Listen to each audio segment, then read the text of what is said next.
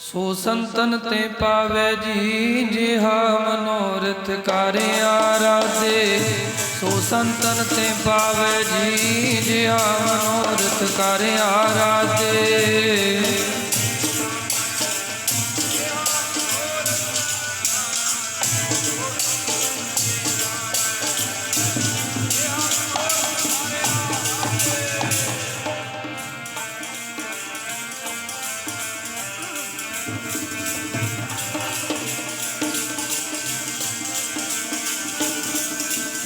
सो संतन ते पावे जी जिहा मनोरथ कार्य आराधे। सो संतन ते पावे जी जिहा मनोरथ कार्य आराधे।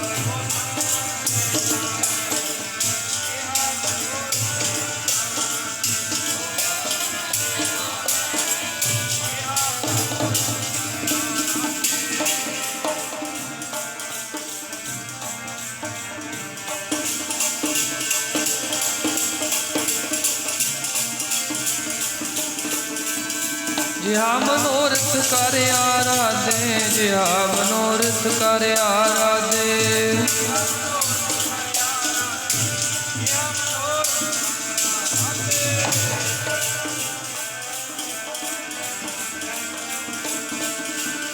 जिहा मनोरथ कार्य आराधे। जिहा मनोरथ कार्य आराधे।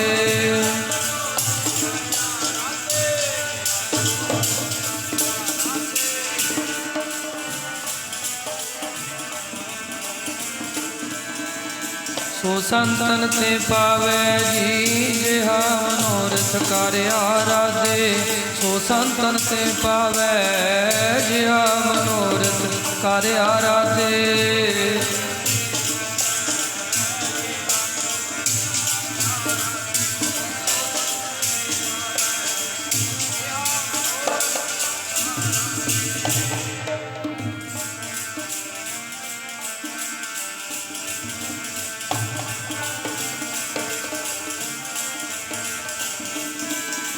चार पदार्थ जे को मांगे साध जना की।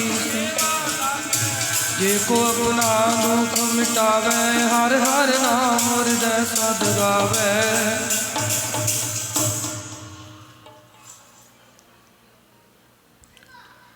जुगो जुग अटल चबर तखत दे मालक गुरगद्दी ते विराजमान धन धन श्री गुरु ग्रंथ साहिब जी के चरणों विच जुड़ बैठी गुरु रूप गुरु प्यारी गुरु सवारी साध संगत जीओ। आओ थोड़ा समा मन बिरतियां नूं कागर करके सतगुरु जी की बाणी तो लाहा प्राप्त करिए, तां जो गुरु जी के चरणों विच साडा तुहाडा बैठिया सफल हो सके। सारी संगत रसना नूं पवित्र करो। गज बज के फतेह का उच्चारण करो। आखो जी वाहिगुरु जी का खालसा वाहिगुरु जी की फतेह।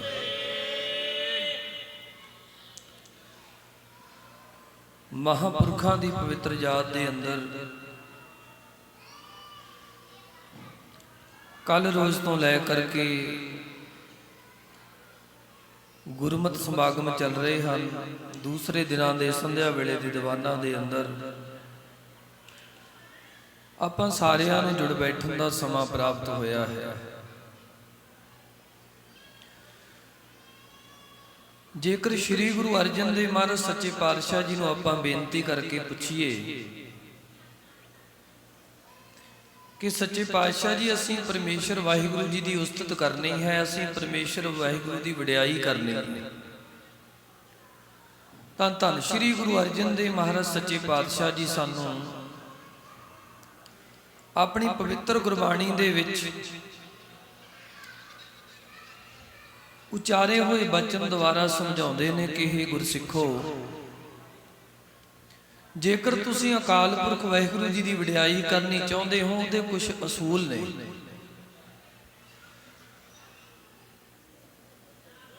उहदे कोई असूल हन जिन्हां असूलां नूं अपना के तुसीं परमेश्वर जी की वडियाई कर सकते हो। ਤੇ ਸਾਧ ਸੰਗਤ ਜੀ ਕੀ ਗੁਰੂ ਸਾਹਿਬ ਸੱਚੇ ਪਾਤਸ਼ਾਹ ਜੀ ਦੇ ਅਸੂਲ ਨੇ। ਸਤਿਗੁਰੂ ਗੁਰੂ ਅਰਜਨ ਦੇਵ ਮਹਾਰਾਜ ਕਹਿੰਦੇ, ਪ੍ਰਭ ਕੀ ਉਸਤਤ ਕਰੋ ਸੰਤ ਮੀਤ। ਕਹਿੰਦੇ, ਹੇ ਰੱਬ ਦੇ ਪਿਆਰਿਓ, ਐ ਗੁਰ ਸਿੱਖੋ, ਜੇਕਰ ਤੁਸੀਂ ਅਕਾਲ ਪੁਰਖ ਵਾਹਿਗੁਰੂ ਜੀ ਦੀ ਵਡਿਆਈ ਕਰਨੀ ਚਾਹੁੰਦੇ ਹੋ, ਜੇਕਰ ਤੁਸੀਂ ਅਕਾਲ ਪੁਰਖ ਵਾਹਿਗੁਰੂ ਜੀ ਦੀ ਉਸਤਤ ਕਰਨੀ ਚਾਹੁੰਦੇ ਹੋ, ਫਿਰ ਤੁਹਾਨੂੰ ਕੀ ਕਰਨਾ ਪਵੇਗਾ। ਅਗਲਾ ਬਚਨ ਹੈ, ਸਾਵਧਾਨ ਏਕਾਗਰ ਚੀਤ, ਕਿ ਆਪਣੇ ਸਰੀਰ ਨੂੰ ਸਾਵਧਾਨ ਕਰਕੇ, ਆਪਣੇ ਚਿੱਤ ਨੂੰ ਇਕਾਗਰ ਕਰਕੇ ਹੀ ਤੁਸੀਂ ਪਰਮੇਸ਼ਰ ਜੀ ਦੀ ਉਸਤਤ ਕਰ ਸਕਦੇ ਹੋ। ਸਾਧ ਸੰਗਤ ਜੀ, ਜਿਸ ਕਲਾਸ ਦੇ ਵਿੱਚ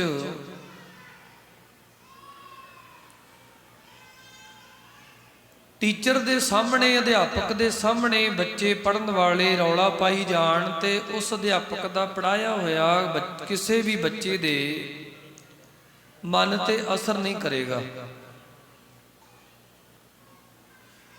ਜੇਕਰ ਕਲਾਸ ਦੇ ਵਿੱਚ ਸਾਧ ਸੰਗਤ ਜੀ ਸ਼ਾਂਤੀ ਹੈ, ਜੇ ਸਾਰੇ ਬੱਚੇ ਡਿਸਪਲਿਨ ਦੇ ਵਿੱਚ ਹਨ, ਤਾਂ ਹੀ ਟੀਚਰ ਦਾ ਪੜ੍ਹਾਇਆ ਹੋਇਆ ਬੱਚਿਆਂ ਦੇ ਪੱਲੇ ਵਿੱਚ ਪਵੇਗਾ। ਇਸੇ ਤਰ੍ਹਾਂ ਸੰਗਤ ਦੇ ਵਿੱਚ ਆਪਾਂ ਜਦੋਂ ਬਹਿੰਦੇ ਹਾਂ ਗੁਰੂ ਚਰਨਾਂ 'ਚ, ਸਤਿਗੁਰੂ ਜੀ ਦੀ ਬਾਣੀ ਦੀ ਉਪਮਾ, ਗੁਰੂ ਜੀ ਦਾ ਉਪਦੇਸ਼ ਆਪਾਂ ਸਾਰੇ ਸੁਣਦੇ ਹਾਂ, ਪੜ੍ਹਦੇ ਹਾਂ। ਪਰ ਜੇਕਰ ਆਪਾਂ ਧਿਆਨ ਦੇ ਨਾਲ ਗੁਰੂ ਜੀ ਦੇ ਉਪਦੇਸ਼ ਨੂੰ ਨਾ ਸੁਣਿਆ, ਤਾਂ ਸਾਡਾ ਗੁਰੂ ਜੀ ਦਾ ਉਪਦੇਸ਼ ਸੁਣਿਆ ਤੇ ਪੜ੍ਹਿਆ ਸਾਡੇ ਪੱਲੇ ਵਿੱਚ ਨਹੀਂ ਪੈਣਾ। ਇਹਦੇ ਵਾਸਤੇ ਸਾਨੂੰ ਸ਼ਾਂਤੀ ਦੀ ਲੋੜ ਹੈ। ਇਹਦੇ ਵਾਸਤੇ ਸਾਨੂੰ ਸਾਵਧਾਨ ਏਕਾਗਰ ਚੀਤ, ਆਪਣਾ ਚਿੱਤ ਇਕਾਗਰ ਕਰਨਾ ਪਵੇਗਾ। ਤੁਸੀਂ ਸਾਰੇ ਸੁਣ ਰਹੇ ਹੋਵੋਗੇ ਕਿ ਕਾਫੀ ਆਵਾਜ਼ਾਂ ਪੰਡਾਲ ਦੇ ਵਿੱਚੋਂ ਆ ਰਹੀਆਂ ਨੇ, ਬਹੁਤ ਸਾਰੇ ਬੱਚਿਆਂ ਦੀਆਂ ਆਵਾਜ਼ਾਂ ਆ ਰਹੀਆਂ ਨੇ। ਜਦੋਂ ਕੋਈ ਦੂਸਰੀ ਆਵਾਜ਼ ਹੋਵੇ ਤੇ ਸਾਧ ਸੰਗਤ ਜੀ, ਫਿਰ ਸਤ ਸੰਗਤ ਦਾ ਜਿਹੜਾ ਬੋਲਿਆ ਬਚਨ ਜਾਂ ਸੁਣਿਆ ਬਚਨ ਹੈ, ਉਹਦਾ ਆਨੰਦ ਨਹੀਂ ਆਉਂਦਾ। ਇਸ ਕਰਕੇ ਇੱਥੇ ਸ਼ਾਂਤੀ ਦੀ ਲੋੜ ਹੁੰਦੀ ਹੈ ਗੁਰੂ ਚਰਨਾਂ ਦੇ ਵਿੱਚ, ਤਾਂ ਸਾਡਾ ਪੜ੍ਹਿਆ ਸੁਣਿਆ ਲੇਖੇ ਵਿੱਚ ਪੈਂਦਾ ਹੈ।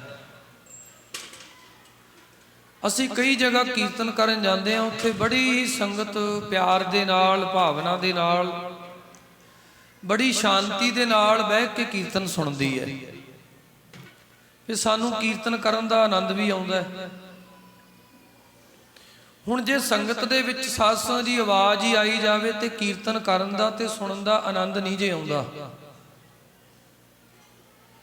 ਹੁਣ ਜਿਹੜੇ ਬੱਚੇ ਰੌਲਾ ਪਾਉਂਦੇ ਨੇ, ਉਹਨਾਂ ਨੂੰ ਸੰਭਾਲਣਾ ਸਾਡਾ ਫਰਜ਼ ਬਣਦਾ ਹੈ। ਜੇਕਰ ਸੰਗਤ ਵਿੱਚ ਕੋਈ ਬੱਚਾ ਰੌਲਾ ਪਾਉਂਦਾ ਹੈ, ਉਸ ਬੱਚੇ ਨੂੰ ਆਪਾਂ ਬਾਹਰ ਲੈ ਕੇ ਜਾ ਸਕਦੇ ਹਾਂ, ਤਾਂ ਕਿ ਸੰਗਤ ਦੇ ਵਿੱਚ ਜਿਹੜਾ ਸ਼ਾਂਤੀ ਦਾ ਜੋ ਮਾਹੌਲ ਹੈ ਉਹ ਭੰਗ ਨਾ ਹੋਵੇ,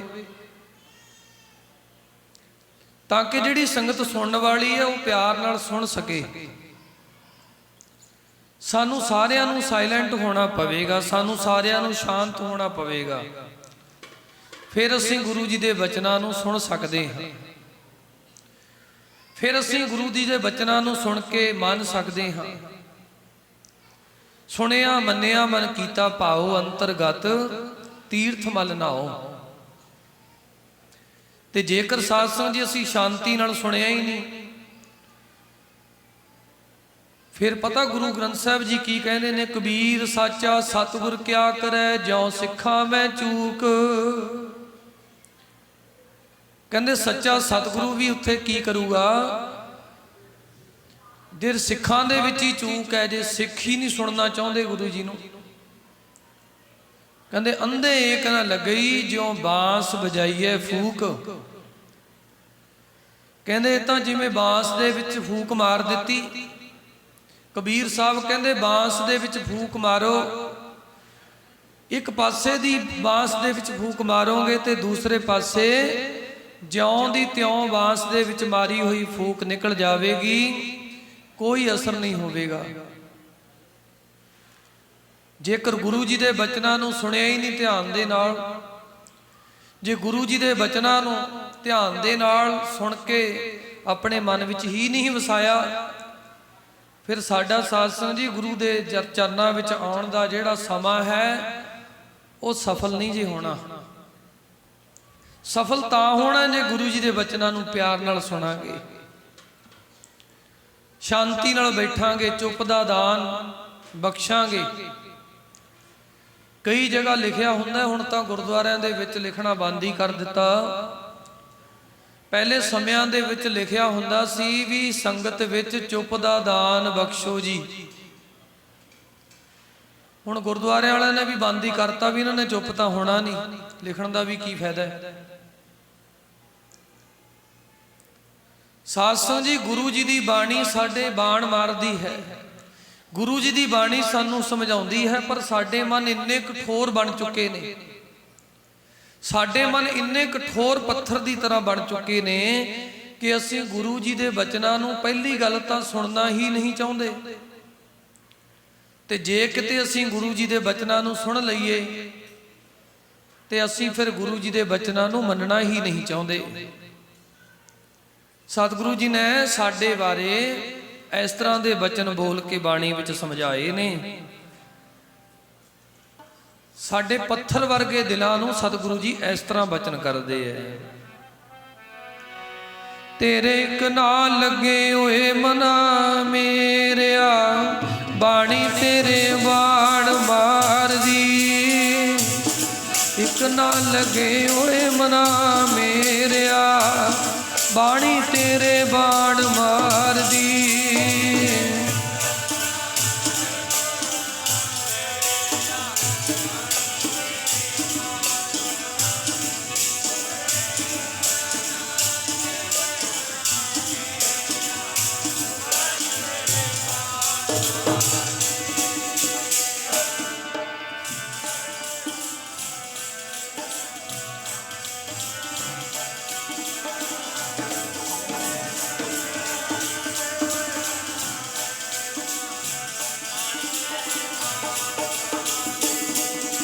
ਤੇਰੇ ਇੱਕ ਨਾਲ ਲੱਗੇ ਹੋਏ ਮਨਾ ਮੇਰਿਆ, ਬਾਣੀ ਤੇਰੇ ਬਾਣ ਮਾਰਦੀ।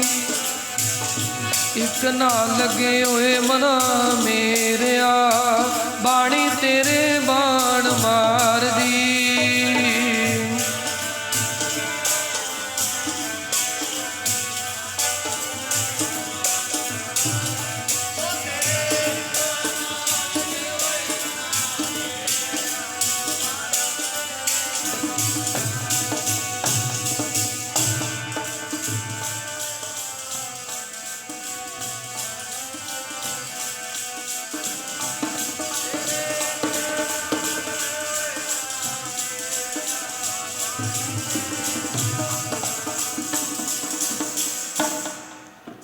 ਗੁਰੂ ਦੇ ਬੋਲ ਸਾਨੂੰ ਸਾਧ ਸੰਗਤ ਜੀ ਬਾਰ-ਬਾਰ ਸਮਝਾਉਂਦੇ ਨੇ, ਪਰ ਜਿਨ੍ਹਾਂ ਦੇ ਪੱਥਰ ਦਿਲ ਹਨ ਉਹ ਸਾਧ ਸੰਗਤ ਜੀ ਗੁਰੂ ਗ੍ਰੰਥ ਸਾਹਿਬ ਜੀ ਦੀ ਬਾਣੀ ਨੂੰ ਸਮਝ ਹੀ ਨਹੀਂ ਸਕਦੇ।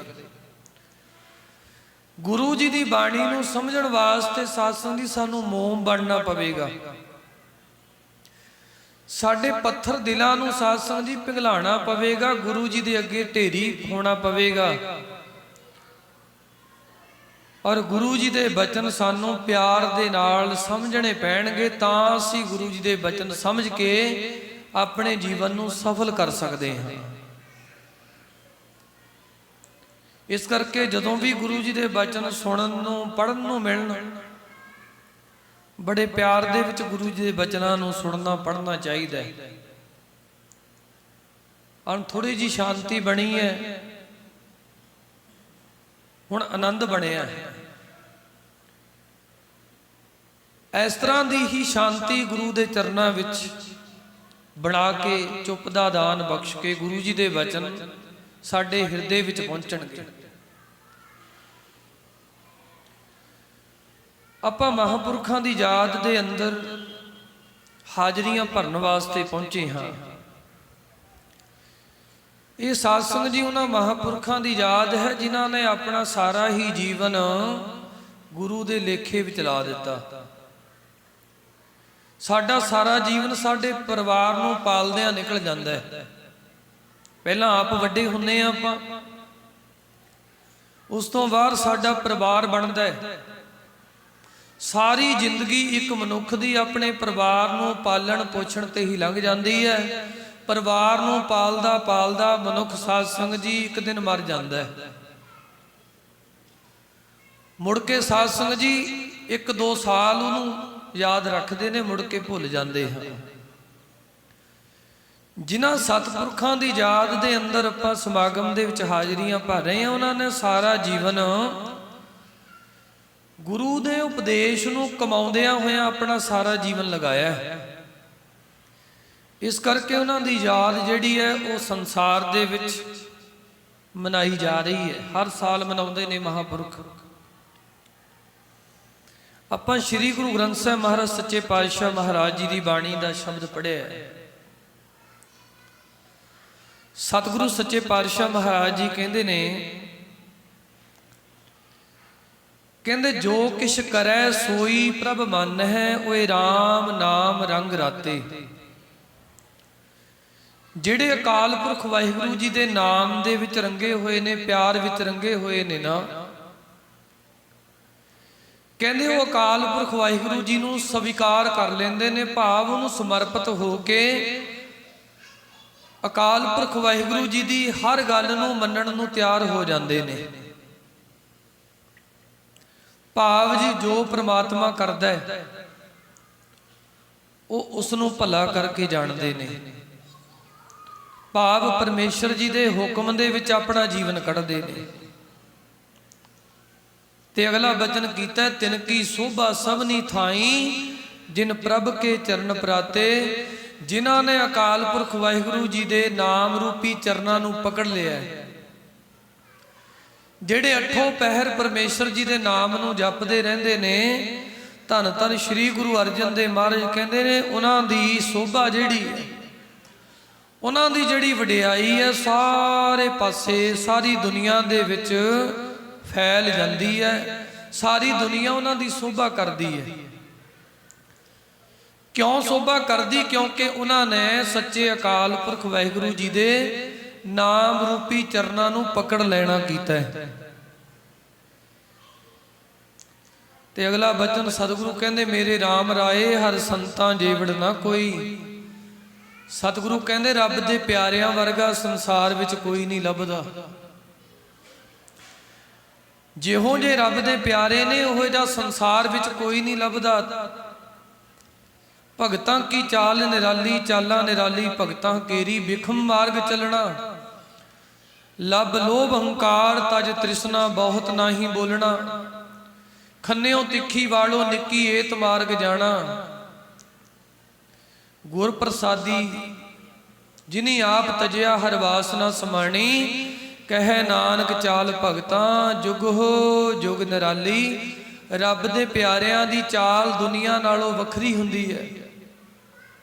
ਰੱਬ ਦੇ ਪਿਆਰਿਆਂ ਦੀ ਚਾਲ ਸਾਧ ਸੰਗਤ ਜੀ ਵੱਖਰੀ ਹੁੰਦੀ ਹੈ, ਨਿਰਾਲੀ ਹੁੰਦੀ ਹੈ। ਇਸੇ ਕਰਕੇ ਗੁਰੂ ਅਮਰਦਾਸ ਮਹਾਰਾਜ ਸੱਚੇ ਪਾਤਸ਼ਾਹ ਜੀ ਨੇ ਰੱਬ ਦੇ ਪਿਆਰਿਆਂ ਵਾਸਤੇ ਕਿਹਾ ਹੈ ਕਿ ਭਾਈ ਜਿਹੜੇ ਬੰਦਗੀ ਕਰਨ ਵਾਲੇ, ਨਾਮ ਜਪਣ ਵਾਲੇ ਨੇ, ਉਹ ਦੁਨੀਆ ਦੀ ਚਾਲ ਨਾਲੋਂ ਵੱਖਰੀ ਚਾਲ ਚੱਲਦੇ ਨੇ। ਰਹਿੰਦੇ ਦੁਨੀਆ ਦੇ ਵਿੱਚ ਹੀ ਹਨ, ਪਰ ਦੁਨੀਆ ਤੋਂ ਵੱਖਰੇ ਹੋ ਕੇ ਚੱਲਦੇ ਹਨ। ਇੱਕ ਸਾਧ ਸੰਗਤ ਜੀ ਮਹਾਂਪੁਰਖਾਂ ਦੇ ਕੋਲ ਇੱਕ ਬੰਦਾ ਆਇਆ, ਉਹ ਤਰਕੀ ਬੰਦਾ ਸੀ। ਉਹਨਾਂ ਮਹਾਂਪੁਰਖਾਂ ਨੂੰ ਆ ਕੇ ਕਹਿਣ ਲੱਗਿਆ, ਕਹਿੰਦਾ ਜੀ ਤੁਹਾਡੇ ਵਿੱਚ ਤੇ ਸਾਡੇ ਵਿੱਚ ਕੋਈ ਫਰਕ ਨਹੀਂ ਹੈ। ਵੀ ਤੁਹਾਡੇ ਵਿੱਚ ਤੇ ਸਾਡੇ ਵਿੱਚ ਕੋਈ ਫਰਕ ਨਹੀਂ, ਇੱਕੋ ਜਿਹੇ ਹਾਂ ਆਪਾਂ। ਮਹਾਂਪੁਰਖ ਕਹਿਣ ਲੱਗੇ, ਹਾਂ ਬਈ ਇੱਕੋ ਜਿਹੇ ਹੀ ਆਪਾਂ।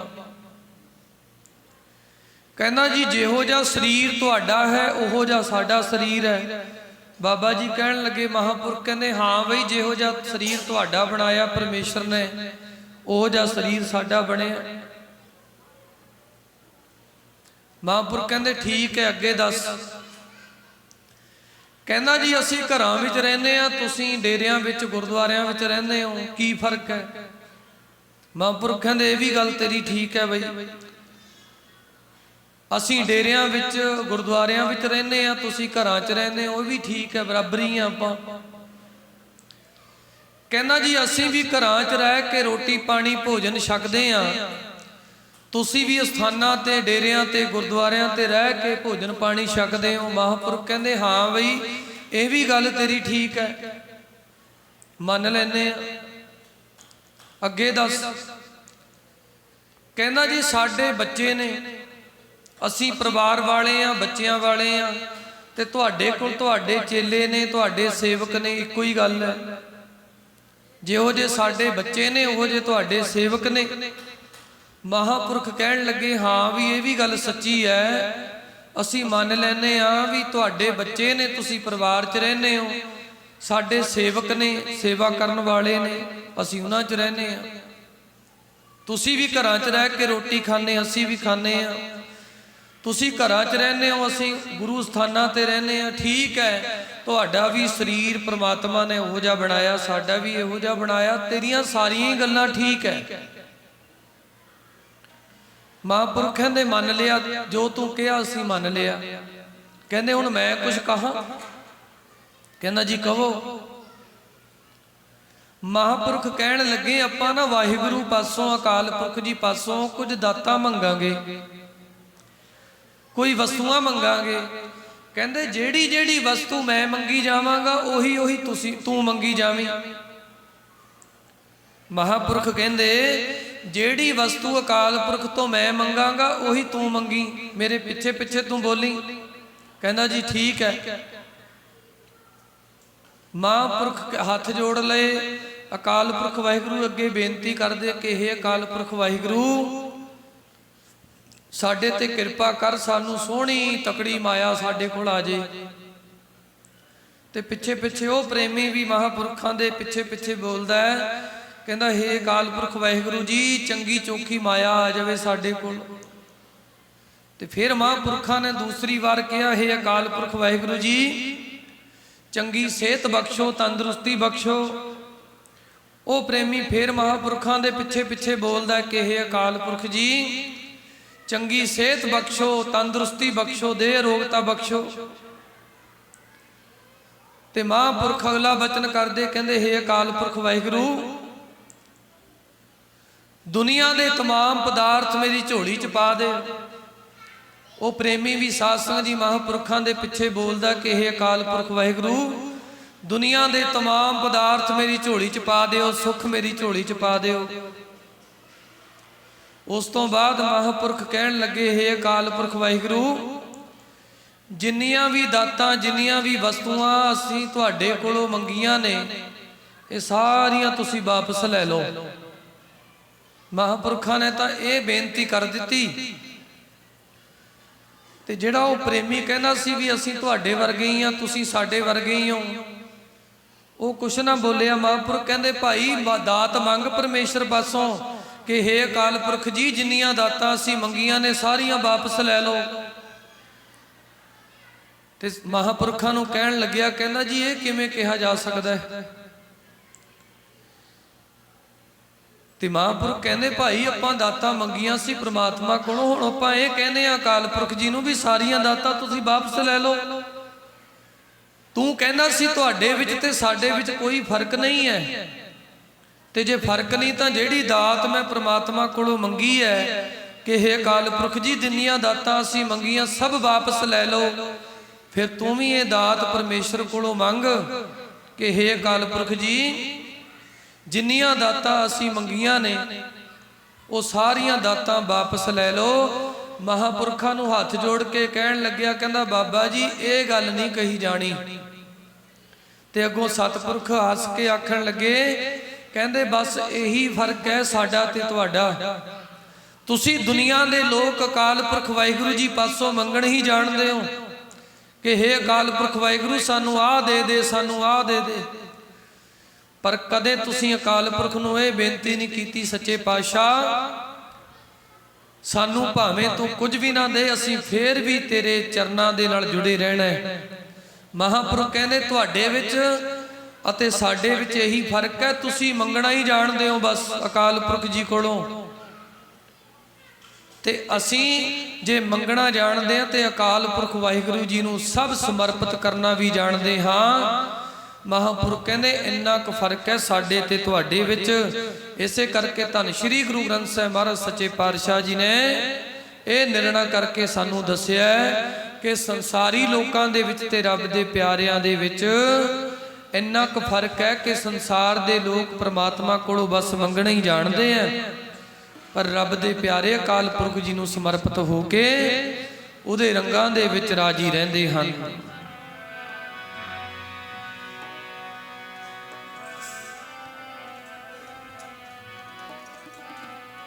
ਜੋੜ ਕਦੇ ਨਹੀਂ ਆਇਆ ਤੇਰਿਆਂ ਭਗਤਾਂ ਤੇ ਸੰਸਾਰੀਆਂ, ਜੋੜ ਕਦੇ ਨਹੀਂ ਆਇਆ ਤੇਰਿਆਂ ਭਗਤਾਂ ਤੇ ਸੰਸਾਰੀਆਂ।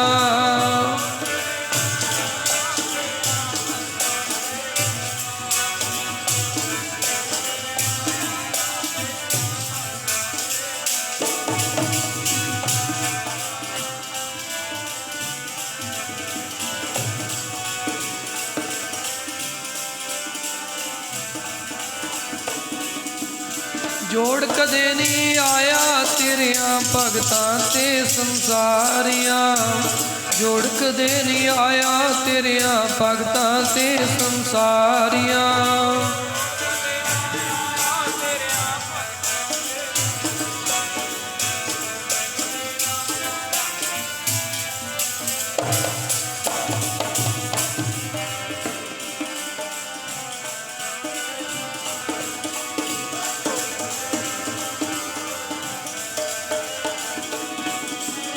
ਭਗਤਾਂ ਤੇ ਸੰਸਾਰੀਆਂ, ਭਗਤਾਂ ਤੇ ਸੰਸਾਰੀਆਂ, ਭਗਤਾਂ ਤੇ ਸੰਸਾਰੀਆਂ, ਭਗਤਾਂ ਤੇ ਸੰਸਾਰੀਆਂ।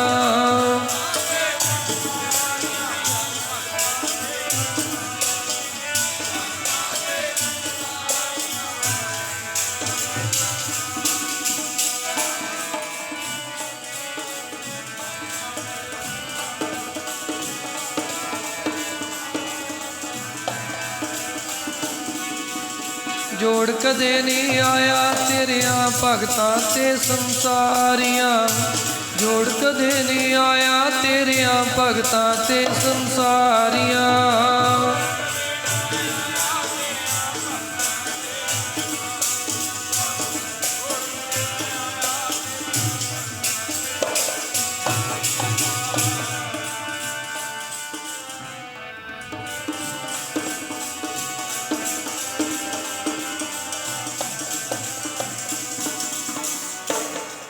ਭਗਤਾਂ ਵਿੱਚ, ਪਰਮੇਸ਼ਰ ਦੇ ਪਿਆਰਿਆਂ ਦੇ ਵਿੱਚ ਅਤੇ ਦੁਨੀਆ ਦੇ ਲੋਕਾਂ ਦੇ ਵਿੱਚ ਕਦੇ ਸਾਧ ਸੰਗਤ ਜੀ ਜੋੜ ਨਹੀਂ ਆਉਂਦਾ।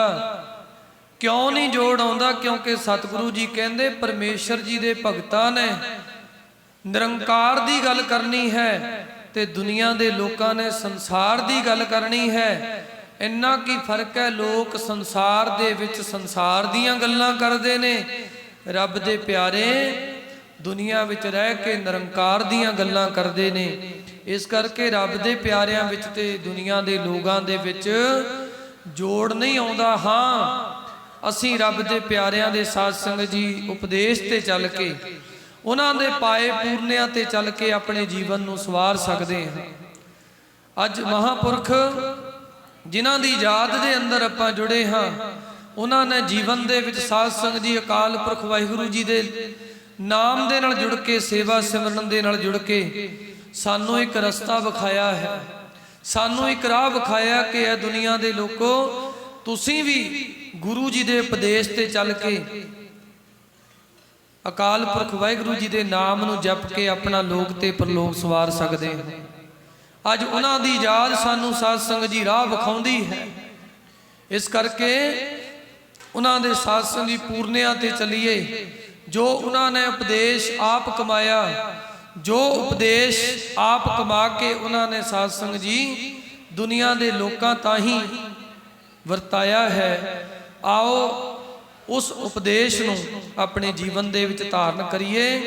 ਜੇਕਰ ਧਾਰਨ ਕਰਾਂਗੇ ਤਾਂ ਹੀ ਸਾਡਾ ਇਸ ਸਮਾਗਮ ਦੇ ਵਿੱਚ ਆਇਆ ਸਫਲ ਹੋ ਸਕਦਾ ਹੈ। ਜਨ ਕੇ ਚਰਨ ਵਸਹਿ ਮੇਰੇ ਹੀਰੈ ਸੰਗ ਪੁਨੀਤਾ ਦੇਹੀ, ਜਨ ਕੀ ਧੂਰ ਦੇਹੋ ਕਿਰਪਾ ਨਿਧ ਨਾਨਕ ਕੈ ਸੁਖ ਹੈਈ।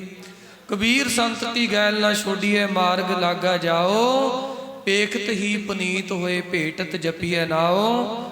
ਆਓ ਸਾਧ ਸੰਗੀ ਰੱਬ ਦੇ ਪਿਆਰਿਆਂ ਦੇ ਰਾਹ ਦੇ ਉੱਤੇ ਚੱਲ ਕੇ ਆਪਣਾ ਜੀਵਨ ਸਫਲ ਕਰੀਏ। ਇੱਕ ਧਾਰਨਾ ਪੜ੍ਹ ਕੇ ਸਮਾਪਤੀ ਕਰਦੇ ਹਾਂ। ਉਸ ਤੋਂ ਉਪਰੰਤ ਭਾਈ ਜਗਤਾਰ ਸਿੰਘ ਘਰਿਆਲਾ ਢਾਡੀ ਜਥਾ ਉਹ ਆਪ ਜੀ ਨੂੰ ਢਾਡੀ ਵਾਰਾਂ ਦੁਆਰਾ ਨਿਹਾਲ ਕਰੇਗਾ।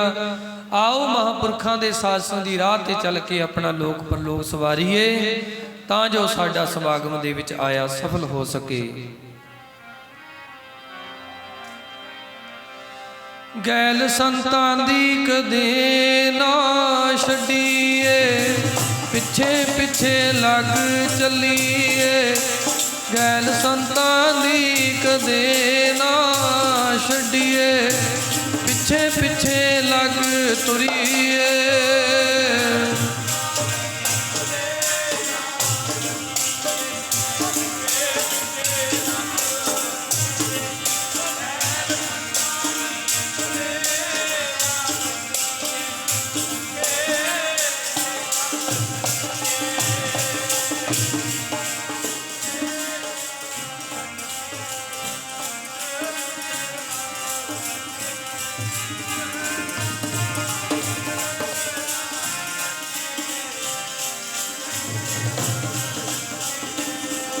ਗੈਲ ਸੰਤਾਂ ਦੀ ਕਦੇ ਨਾ ਛੱਡੀਏ, ਕਦੇ ਨਾ ਛੱਡੀਏ, ਪਿੱਛੇ ਪਿੱਛੇ ਲੱਗ ਤੁਰੀਏ। ਗੈਲ ਸੰਤਾਂ ਦੀ ਕਦੇ ਨਾ ਛੱਡੀਏ, ਪਿੱਛੇ ਪਿੱਛੇ ਲੱਗ ਤੁਰੀਏ।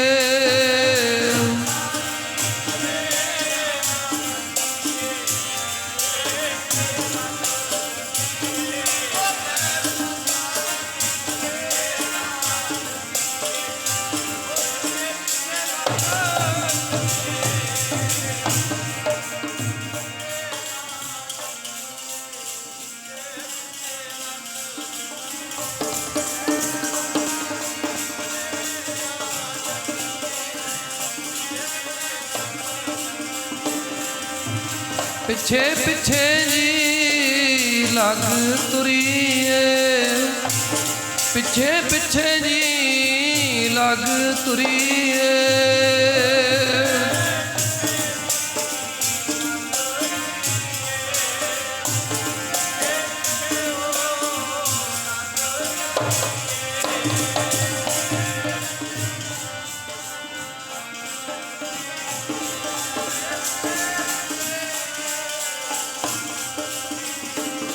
ਗੈਲ ਸੰਤਾਂ ਦੀ ਕਦੇ ਨਾ ਛੱਡੀਏ, ਗੈਲ ਸੰਤਾਂ ਦੀ ਕਦੇ ਨਾ ਛੱਡੀਏ।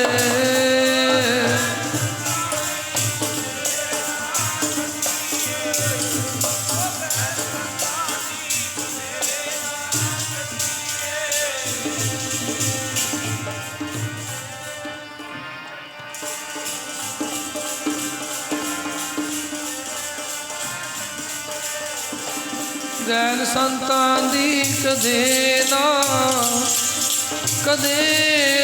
ਛੱਡੀਏ, ਪਿੱਛੇ ਪਿੱਛੇ ਲੱਗ ਚੱਲੀਏ। ਗੈਲ ਸੰਤਾਂ ਦੀ ਕਦੇ ਨਾ ਛੱਡੀਏ, ਪਿੱਛੇ ਪਿੱਛੇ ਲੱਗ ਚੱਲੀਏ।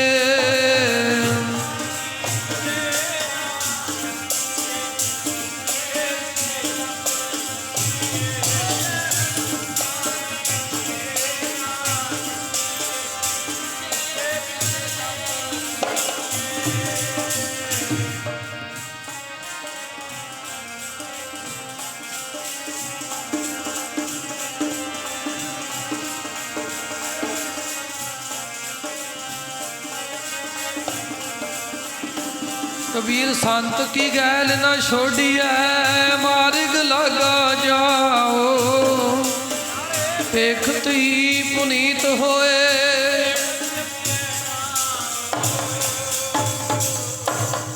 ਆਓ ਰੱਬ ਦੇ ਪਿਆਰਿਆਂ ਦੇ ਸਾਧ ਸੰਗਤ ਜੀ, ਮਹਾਂਪੁਰਖਾਂ ਦੇ ਪਾਏ ਪੂਰਨਿਆਂ ਤੇ ਚੱਲ ਕੇ ਆਪਣਾ ਲੋਕ ਤੇ ਪਰਲੋਕ ਸਵਾਰੀਏ। ਸ੍ਰੀ ਗੁਰੂ ਗ੍ਰੰਥ ਸਾਹਿਬ ਮਹਾਰਾਜ ਜੀ ਦੇ ਉਪਦੇਸ਼ ਨਾਲ ਜੁੜੀਏ, ਫਿਰ ਲੋਕ ਸੁਖੀ ਪਰਲੋਕ ਸਹੇਲੇ, ਨਾਨਕ ਹਰ ਪ੍ਰਭ ਆਪੇ ਮੇਲੇ। ਇਤਨੀਆਂ ਕੁ ਬੇਨਤੀਆਂ ਪ੍ਰਵਾਨ ਹੋਈਆਂ, ਭੁੱਲਾਂ ਦੀ ਖਿਮਾ। ਅੰਮ੍ਰਿਤ ਵੇਲੇ ਫਿਰ ਸਾਧ ਸੰਗਤ ਜੀ 5:15 ਵਜੇ ਆਸਾ ਜੀ ਦੀ ਵਾਰ ਦੇ ਕੀਰਤਨ ਹੋਣਗੇ। ਸਾਰੀਆਂ ਸੰਗਤਾਂ ਨੇ ਹੁਮ ਹਮਾ ਕੇ ਅੰਮ੍ਰਿਤ ਵੇਲੇ ਪਹੁੰਚ ਕੇ ਆਸਾ ਜੀ ਦੀ ਵਾਰ ਦੇ ਕੀਰਤਨ ਵਿੱਚ ਹਾਜ਼ਰੀਆਂ ਭਰਨੀਆਂ ਹਨ।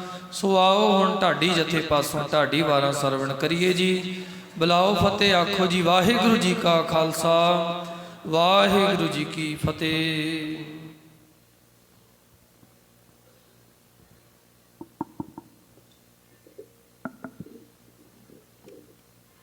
ਵਾਹਿਗੁਰੂ ਵਾਹਿਗੁਰੂ ਵਾਹਿਗੁਰੂ ਵਾਹਿਗੁਰੂ ਵਾਹਿਗੁਰੂ ਵਾਹਿਗੁਰੂ